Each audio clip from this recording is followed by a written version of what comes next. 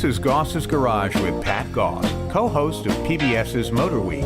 He'll take your calls and comments now at 844-885-4677. That's 844-885-GOSS. Or email him at radio@goss-garage.com. And now, Pat Goss. Now you can talk. Now, go ahead. Now I can talk. Oh, well, hi, everybody. Welcome to Goss. Jump the gun there a little bit, Bubby. Yeah, well, what can I say? You know, I'm a newbie at all. No, a motor mouth is more appropriate. Oh, okay. Well, I always thought I was shy and reserved and quiet, and I was a laid-back kid, you know. Only when you're asleep. Oh, okay. And that's not from experience. I hope the heck not. All right, I'm Pat Goss. And I'm John Davis from Motor Week.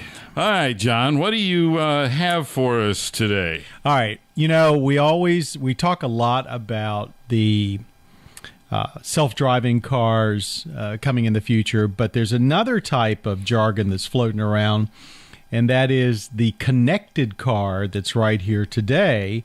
And most people probably don't realize, but most of the new cars you buy today, you can buy with some form of internet or wireless connection. I mean, the new GM products have 4G LTE in them.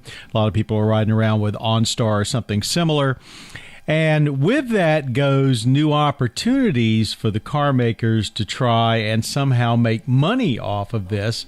And what brought this up is our friends over at Jalopnik posted an article a few days ago that General Motors has gotten a patent, and here's what it says: on the system and method for auctioning geo-boxed, flexible, semi-locked, or locked radio presets. Now, in English, that means they've got a system where they can take a couple of presets on the radios and basically auction them off to the highest bidder. So when you get in the car, those buttons will go to specific stations or channels or whatever. And not only that, but it can change over time, and they actually will change it when you drive from one city to the next. So it's like, you know, oh my heavens, they're going to take control of your radio and I assume give you something for it, like, you know, free internet access, free nav, I don't know. But they're looking for ways to get into your car to make money off of advertising. And it's not just them. Everybody's looking at it. Yeah.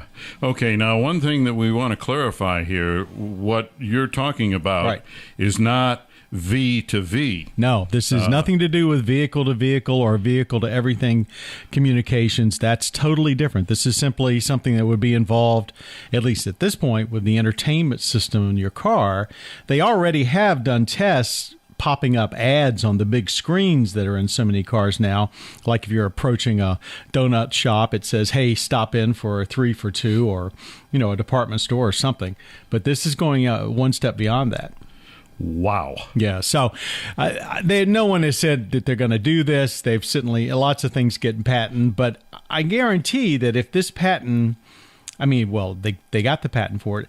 I don't see why somebody won't try something, but it would be a trade-off. But would you be willing to make it? Or maybe they wouldn't even give you a choice. Who knows? Yeah. Well, I mean, still in all, you can always switch away from it. Yeah.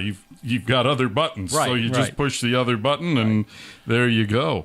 So I think I would be at least moderately offended by something like that. But this again goes to there was a big brouhaha in Washington this week over cyber security in the cars that we've already seen. What was it? BMW got hacked into. Cars were able to get hacked into, and of course everybody's walking around now with keyless entry systems, which are hackable in some cases. So the industry doesn't seem to be looking at one method to try and stop. I mean, once you start having connected cars, which means the car is also connected to your cell phone, and most people keep their whole life on their cell phone, you know, they've got to make sure that someone unscrupulous can't get into that system to get access to your cell phone, to get access to your banking account, et cetera, et cetera. We're heading into a brave new world here, and I'm not sure we're prepared for it. Yeah, that's for darn sure. Now, one thing that our listeners need to be aware of, there's been a lot of hoopla about cars being hacked and they can take over your brakes and everything. That does not apply to but a few automobiles. The car has to have some connectivity to the outside world for this to happen. In other words, OnStar Right. or something that connects the car to the outside world. To either the internet or to cellular systems. And I'm not so much worried about somebody like being able to get into your car and stop you from brakes, because that would take I've seen tests of it that have been successful. It took an enormous amount of apparatus, and remember, the cars are moving, so the signal strength is high, low, and it comes and goes. I'm more concerned about when the vehicle is parked, so that they can get in while you're absent from the vehicle and do things to it, I guess. See, I guess my concern would be if they hacked the source. I hate to keep saying OnStar, Right. but there are other systems, sure. Right. Yeah. And that's like Kleenex and tissue. We call Right. tissue Kleenex. Right. All of these systems, most everybody refers to them as OnStar, but somebody hacking into their system and then broadcasting. and then their system, and then getting into you through their system. Right. And Now getting into that's even hundreds or worse. thousands or tens of thousands. Millions, many millions of vehicles. Yeah, So- and a lot of the times these systems in these cars, which no matter what the name is, they may actually come from the same company. Yeah. Just because it doesn't have the name OnStar, it still could be OnStar, or it could be U-Connected at Chrysler or whatever. You got it. So yeah, it's and I'm not convinced that the automakers and everybody have, because the auto industry moves so quickly and stuff comes and goes and becomes obsolete in electronics so fast. I'm just not convinced we aren't headed for some major problem down the way, some big revelation some morning. All right, 844-885-4677. If you have a question or comment, Goss's Garage will be right back. Stay tuned. Pat will take your calls next at 844-885-4677. Goss's Garage continues in a moment. Hi, folks. We're talking about cars. I'm Pat Goss. And I'm John Davis. All right, John, let's talk to Debbie from Alexandria with the 99 Lexus. Debbie, welcome to the show. Thanks, Pat. Hi, John. How are Hi, y'all doing Debbie. today? Very good, thanks. Hope you are. Keeping my fingers crossed that the technology won't fail us. Yes. Yeah. I have a 1999 Lexus LS 400, and I only have a valet key for it to start the engine. So I tried to get a new key made for the ignition switch. And the fellow told me that without the original, I guess, the master key, he would have to take the computer out of the car and then do something to it in order to make a new key that would work in the ignition. And I said, well, I had two questions. How much would it cost, and what kind of an impact might that have on the car? Because I'm always leery about when they say, we're going to take the computer out. Now, I had asked the Lexus dealership about this, and they said, your computer's so old that what we would have to do is replace the computer altogether to give you new keys and all of that. And that was a couple $1,000, and I wasn't willing to go there for a car of the age that it is. Right. Now, this price was about $500, this other fellow said he could do it for. Okay, 500. I'm trying to... Debbie, 500 to 1,000 is going to be typical. And depending on the particular series of computer in your individual car will determine whether or not the computer has to come out. Probably not. Usually they can be reprogrammed through the computer interface under the dash. Well, he tried to do that this morning when I took it over there. And he said without a master key, evidently the valet key that I'm using in the ignition switch doesn't have all the data on it. Right, exactly. And so he said that he did try to plug that interface in under the dash, and he could not get it to do whatever the techno magic is that it would do. So he said this other option is I'd take the computer out, and we would try to make it happen from there. Well, So I'd be a little skeptical there, because typically most anything that you can do with the computer on the bench, I mean that there's... You could just do it through the interface. Right.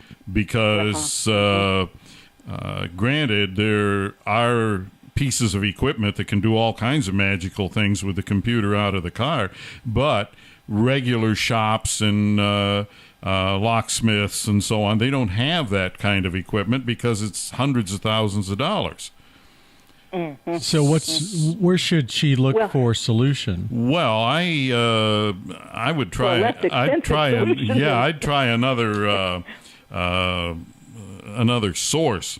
Now, Debbie, I can tell you, if you wanted to call my office during the week, I've got a guy coming here to make a key for my new Camaro, and that requires a lot of electronics, and he has, in the past, for us, been very, very good, and I will ask him for you, but... if you'll call the office and I'll call on Monday. Okay. And see about it, because I'm getting ready to go on a trip, and my great fear is that whatever reason I lose that key. Oh, absolutely. And I am SOL. Yeah, for sure. So anyway, I just thought I was concerned about taking the computer out, and like when you disconnect the battery, then the computer goes haywire, and so I didn't want to go through all that falderall. It shouldn't. If you disconnect the battery, no, nothing happens really. Well, okay, give me a call. So that I will. I do have one other quick question. Okay, quickly. A friend of mine is looking at the Dodge Charger, or excuse me, the new Dodge Challenger SRT 392. Okay. He just wanted me to ask you what your opinion is of that car. In my humble opinion, it's about 90% of the enjoyment of the 707 horsepower Hellcat. In other words, it's a terrific buy, and everybody wants to talk about the Hellcat, but that car is a better all-around balanced car for the street. It's big-ish. It's it's a little more old school, say, than the Camaro or Mustang, but a thoroughly enjoyable cruiser, and he'll have a very good time with it. So if you're going on long trips up and down the eastern I think that would be a comfy car? Oh, yeah, absolutely. But I think it's very docile around town, too. It drives smaller than it looks. It's a big car, but it's very agile. They've done a terrific job with it. Yeah. Now, I recommend it. He's been very interested in it, so thanks for your opinion. Okay. And thanks, Pat. I will be in touch. All right, thank you. All right, we need to take another break. 844-885-4677. When we come back, we're going to talk to Ike and Joel. Coming up here on Goss's Garage. Stay tuned. Pat will take your calls next at 844-885-4677. That's 844-885-GOSS. Goss's Garage continues in a moment. All right, folks. Anything at all that you might want to talk about that deals with cars, by all means, give us a call. Either for myself, I'm Pat Goss. And I'm John Davis, but I'm not guaranteeing we know the answer to any of that. We'll just give you our opinion, though. Absolutely. That's free. Absolutely. We don't know anything. No, just kidding. You know everything. Yeah, I wish. Yeah. There have been a couple of days in my life I've thought I was pretty smart about cars. And every time that notion has come into my head, some miserable car comes through one of these bay doors out here, bites me right square in the butt and says, "Gotcha, Goss." Yeah. It's and the way it's rapidly changing. I have trouble keeping all of the facts about cars in my head like I used to, and I can't even imagine in your situation, since it's volumes per vehicle as far as what you have to know. There's a secret for car care. It's called the computer. No. Well, yes, but what you do is you learn how stuff works. Right. So once you know the theory, then you can go on a computer and get the specifics that you need to know. But if you don't know how it works, then heaven help you. All right, Ike from Washington, 2005 Chrysler Pacifica. Welcome to Goss's Garage. Hey, Pat, how's it going? All right. Pat, I have a 2000 Chrysler Pacifica Touring, and I just bought it. It had 226,000 miles on it. Ooh. The interior and exterior looks brand new. Whoever had it took very, very good care of it. However, the took it through inspection, and the P420 showed up, and my question would be, would it be more of a oxygen sensor problem or really the catalytic converter? It'll be the catalytic converter. It won't be an oxygen sensor. No, it won't be an oxygen sensor problem. That's for sure. Right. So okay. Needs no cats. Yes. But that's for something that looks that good. You know, that's not a huge investment, and it's actually it was the 3-row people mover that started the whole craze that we have now. It's a very true. I used to really like the vehicle. No, I don't think you always loved it yourself. Well, I had no problem with it. You know, it's a lot. Ike, it's all Mercedes underneath the skin. Yeah. A lot of Mercedes in that car. Like one of the things, when you go to get the price on the cats, there are different styles for those. And depending on engine and options and all-wheel drive or not, good idea to sit down because there are a couple of them that will scare you. Like I said, there's a lot of Mercedes in it. Right. Yeah, I was thinking the same thing. Yeah. Also, I'm getting a squeaking noise in my right front end, and I was wondering, would that be ball joints versus shocks?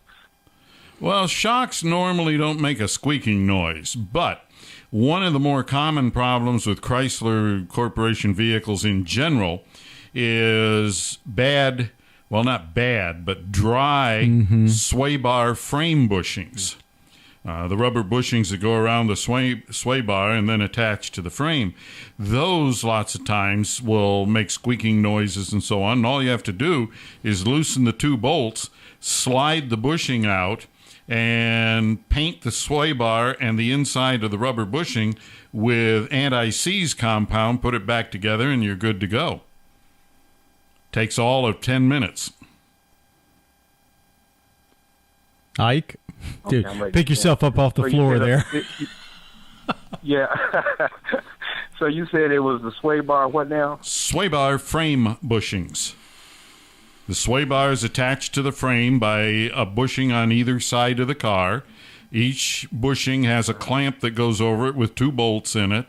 And you just loosen those 2 bolts and slide it off to the side and put the anti-seize on it, and away you go.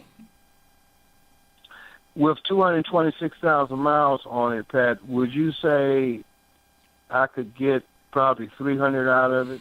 That depends on how it's been maintained. Those cars have not been really good with high miles on them. Normally, if you had brought it here to have a pre-purchase inspection, we would have warned you, think long and hard. If you're going to have to spend more than $500 or $600 for it, don't buy it. So what are the major, what problems stands oil out? leaks, transmissions, lots of different things.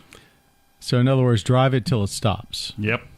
Don't spend any more than you have to on it, and just drive it till it stops and then throw it away.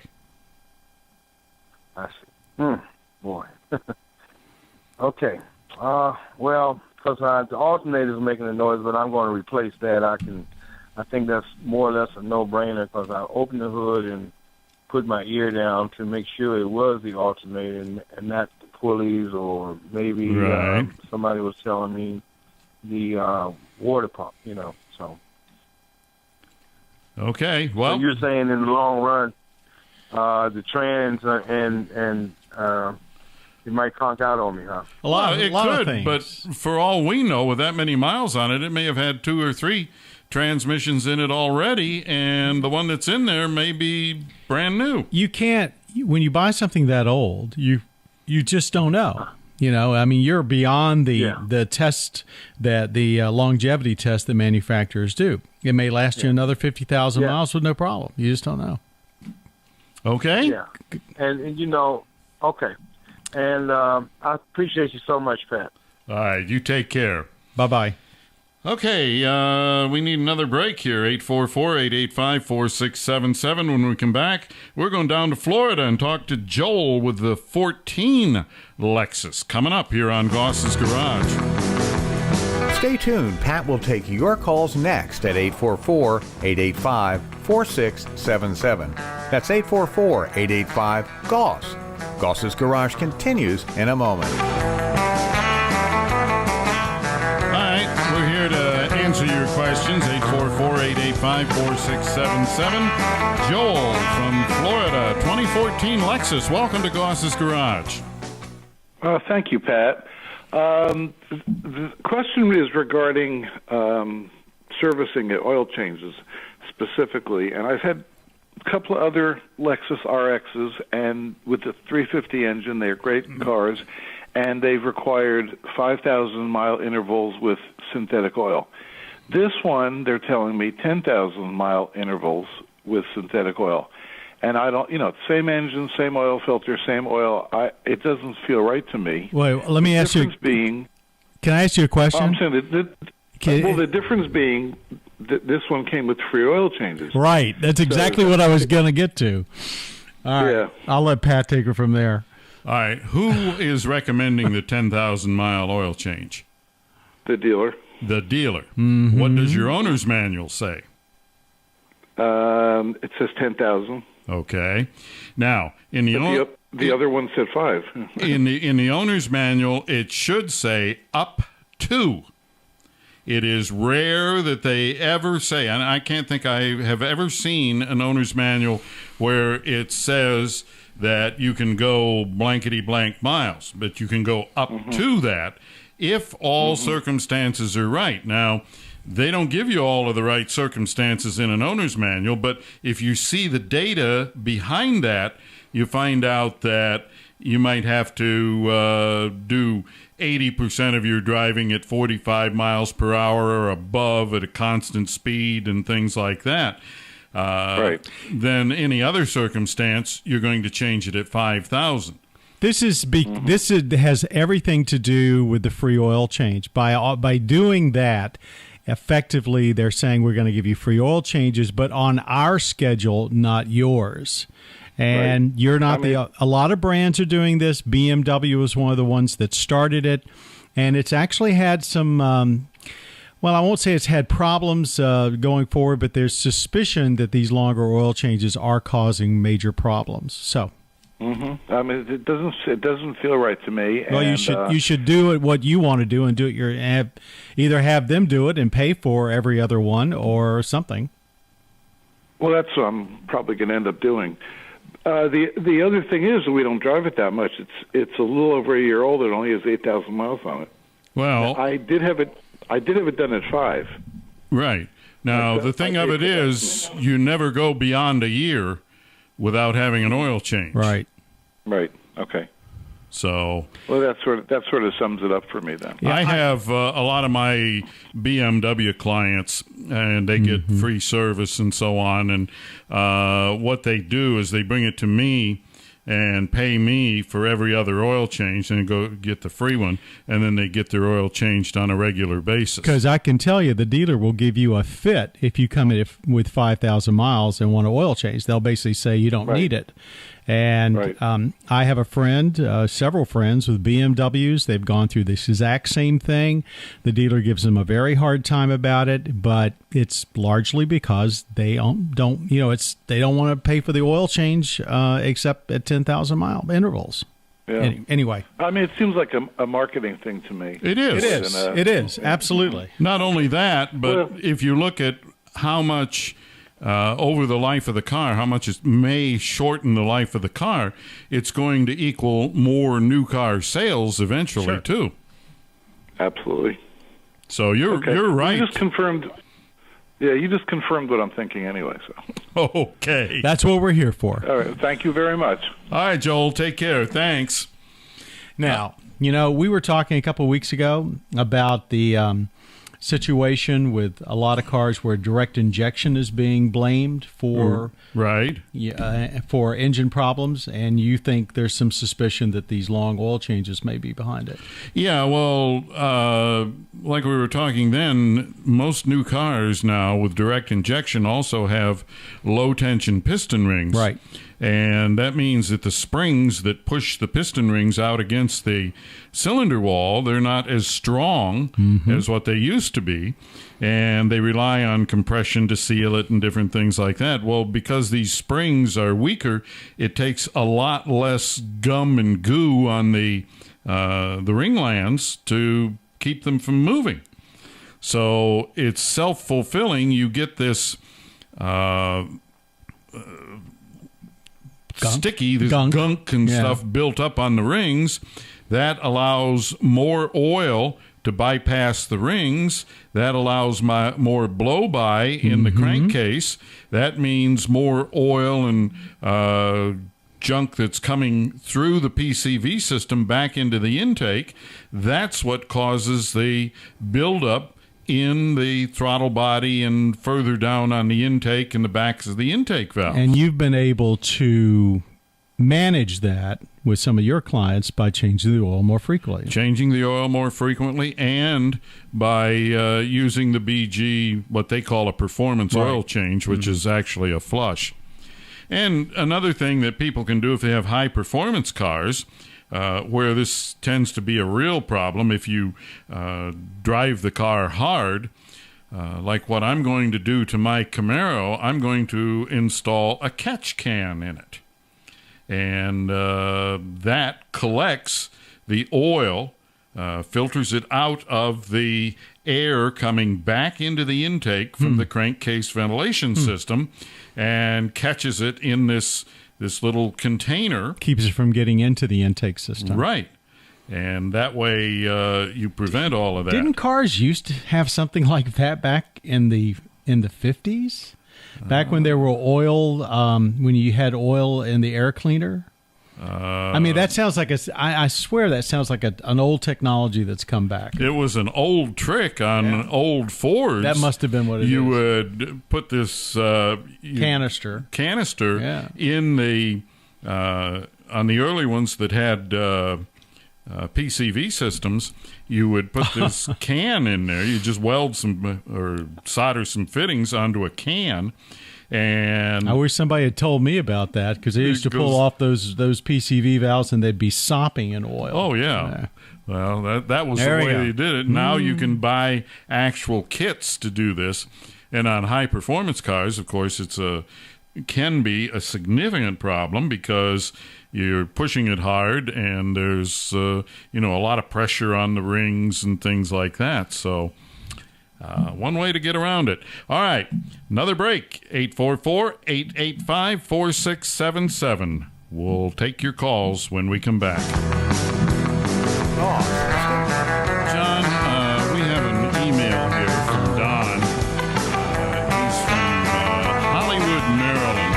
And he says, I have a young relative with a late model 6-cylinder Mustang. The problem is that the brake pedal goes to the floor before the brakes apply. Well, that's not good. That's not good at all. The dealer claims to have replaced everything but the rotors. Now, somehow I doubt the veracity of that. But who knows? Maybe they did. Including the master cylinder. And how about the ABS system? Yeah, well, there's a lot of different possibilities here. They claim that someone put transmission fluid in the master cylinder. They have given up and say that they have no idea what to do next. All right, well, first, if there was transmission fluid in the master cylinder, that does mean that every last hydraulic piece that has rubber in it has to be replaced. Because that's pretty much, ruined the whole system. Yeah. Yeah. The master cylinder, I presume it has four-wheel disc brakes, so all four calipers. The proportioning valve typically has some rubber inside it. There are rubber seals inside the ABS unit and things like that. All of that, anything that got touched by that petroleum product, it's shot. So you can't flush it. No. Okay. No. If it touches it, yes, you can flush it. Will you be able to make it work? Yes, you'll be able to make it work for a while. But once the rubber has been contacted by a petroleum product, it starts to expand, it loses its ability to seal, and that just continues until, you might have an O-ring the size of the tip of your finger, and you get oil on it, you take it out of its area, put it out and lay it on a bench, and it might be 5 or 6 inches in diameter in a matter of a couple of hours. So, rubber just doesn't like oil or anything petroleum-based. So what should they do here? Well, it's just basic brake diagnostics. First, you have to have pressure, hydraulic pressure, for the system to work. So you disconnect the master cylinder, you put in the adapters for the brake pressure gauge, and you push the pedal, a test, and measure the pressure. Right. Is the pressure good? Is the pressure bad? Well, if it's bad, then you've got a defective master cylinder. You have to remember that new doesn't mean good. New only means new. Otherwise, if every new part was good and there was never a failure in a new part, there wouldn't be a warranty or a need for a warranty on anything. Mm-hmm. So new stuff can be defective. All right. That process is repeated. If the master cylinder is good, then you go to the ABS, and then from the ABS out to the calipers and so on. Someplace in the system, there's going to be a loss of pressure. And when you find that spot, you got pressure on one side of it, no pressure on the other, or however you might elect to isolate it. That's where your problem is. And at this point, if he has replaced virtually everything that can be replaced, which we doubt, that ought to be a simple matter of just a process of elimination. Yeah. And whatever is causing it now should be on their dime if they actually have replaced all of this, because something they did is not correct, or some part they put on it is defective. So, good luck, though. Yeah, that's for darn sure. Yeah. And, wow. Anyway, what else you got for us, John? Well, I was just thinking, when you talk a lot about understanding how things work. Most people don't really understand how car systems work. And, of course, today they work a bit differently than they did even 5 or 10 years ago. If someone has bought a new car and they want to keep it for a long time, is there any place they can go for education just to understand how the car works, besides obviously listening to you or watching Motor Week? I mean, what would you, if you had a son or a daughter and they weren't in the business, but they were buying a car, and maybe it's a used car, what would you tell them? Buy a Goodhart Wilcox Automotive Encyclopedia. Say that again. Goodhart Wilcox Automotive Encyclopedia. Mm-hmm. It is one of the best books I have ever read regarding how things work and how they relate to one another and so on. Now you have the secret of Pat Goss. That's very good. It's good advice. Good advice. What about your technicians? Do they when someone brings something in, is that the role you find that you are still doing today? A lot of what I do here is solving the ones that stump the techs. Right. And I go into whatever source I might use, computer, ALLDATA, the Goodhart Wilcox or whatever, and I go through it, figure out what's going on, what we need to do, and then usually make it into a training session so that we all know it. All right, let's see. Oh, my goodness. We need to take another break here, and as soon as we take that break, we are going to talk to Jim up in Pennsylvania about air conditioning. Coming up here on Goss's Garage. This is Goss's Garage with Pat Goss. Call the show now at 844-885-4677. That's 844-885-GOSS. And now, Pat Goss. Okay, John, let's go up to Pennsylvania and talk to Jim. Jim, welcome to the show. Well, I hope you guys are staying cool these days. I had a couple of air conditioning questions for you. Okay. The first one is on the 2011 Ford Explorer. Got a high-pressure condition, so there was not much cold air coming through the registers. Just wondering, what causes the pressure to go high? Well, it could be a bad valve, but typically it's somebody has added refrigerant to it. Okay. And you can't just top off a system. That doesn't work anymore. Okay. So it can be high for quite some time before, something happens. Well, yeah, it may... nothing could happen. I mean, it could, I suppose, but the pressure switch should shut everything down before anything bad happened. And the only thing overcharging does is either shut the system down or make it less efficient. Okay, so it was less efficient then. Is there a low pressure switch as well? Yes. Okay, so there's both high and low. That's good. Yeah, when the system is low on refrigerant, usually you'll have rapid cycling. It'll click, click, click, click, click of the air conditioning compressor, and that almost automatically says that the system is low on refrigerant. All right. And my other car, an 02 Chrysler Town & Country, we also had an AC problem. Came back that the Schrader valve was leaking. And they said it was going to cost $150 just to replace the Schrader valve. And I've scratched my head thinking, well, Schrader valves, I guess if they're like tire Schrader valves, they just unscrew and you put a new one in. Well, I guess it turns out the Schrader valve is part of the metal pipe. So the whole pipe needs to be replaced that holds the valve. No. You're getting really, really bad information. The Schrader valve looks identical, although the materials used in it are different. It looks identical to what you would have in a tire. So, and it comes out the same way, uses the same tool. It unscrews.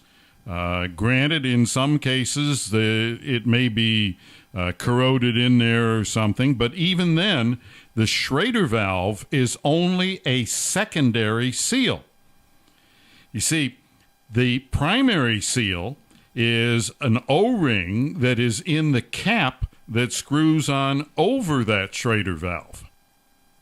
Now, if the cap isn't there, I mean, the Schrader valve is going to have a certain amount of leakage no matter what. But that cap, you have to look at it, and you have to make sure that the O-ring up in the top of it is proper, that it's in good condition. And if it isn't, just buy a new cap. They're about $1.25. And make sure that the tip end of the unit that the cap screws onto, that it's clean so that the O-ring can seal on it, and just snug it down and leak be gone. Yeah, this was at a Chrysler dealer who said, we got to get the whole pipe with the valve and replace it. The part is $110 to $20 to replace that whole pipe, another $150. So, it's just like, and this is a Chrysler dealer. And the only reason I found out about it was because when I called to pick up the car, they said, well, you can't pick it up because the wrong pipe came in. So they got to, get the right pipe with the valve in it. So, I'm going to talk to them Monday and see what the heck's going on. I appreciate your insight. Yeah, because that's taking a small problem and making it into a really big one. Yeah. Yep. So okay, thank you, Pat. Okay. Stay cool. Good.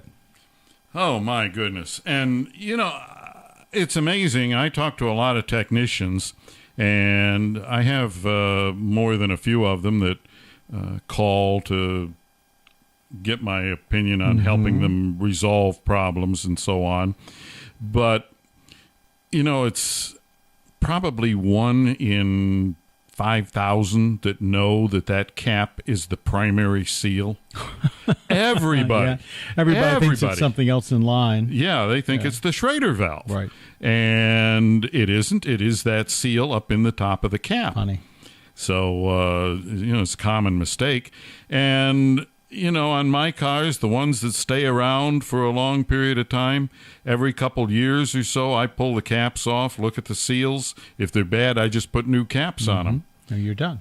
And that's one of the more common places where air conditioning systems leak.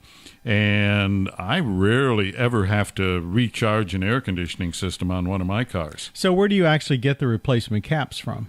Oh, any parts store. Mm-hmm. And most any repair shop, they should have a kit with a variety of them. Yeah. We have these little plastic cases upstairs, and there's 3 or 4 different sizes of them and so on. And match it up and go. Yeah. That's all there is to it. That's a good piece of advice for everybody. But, with all of this problem with the air conditioning right now, with technicians understanding it and so on, we've got a new refrigerant coming. Oh, yeah. That's the stuff in Europe that they've caused such a flap. Yep. So that ought to be no end of fun. Yeah. All right, John, we've about run out the clock here. It was a good day, Pat. Thanks for letting me join you. Oh, my pleasure. Thank you for being. Of course, if you want to email us, it's radio@goss-garage.com. If you want to find BG products, go to bgfindashop.com. Don't forget, good information at alldata.com. And if you're local, tune in Goss's Garage on News Channel 8 TV every Saturday morning at 9:30. Not to mention Motor Week. I was going to say, I was waiting for that. Watch Motor Week on your local public television station and on Velocity. All right, everybody. Thank you so much for joining us. Thanks to John Davis, to Terry Cornwell, and Steve McMillan for producing the show. For everyone here at Goss's Garage, I'm Pat Goss. Until next time, drive gently. See ya.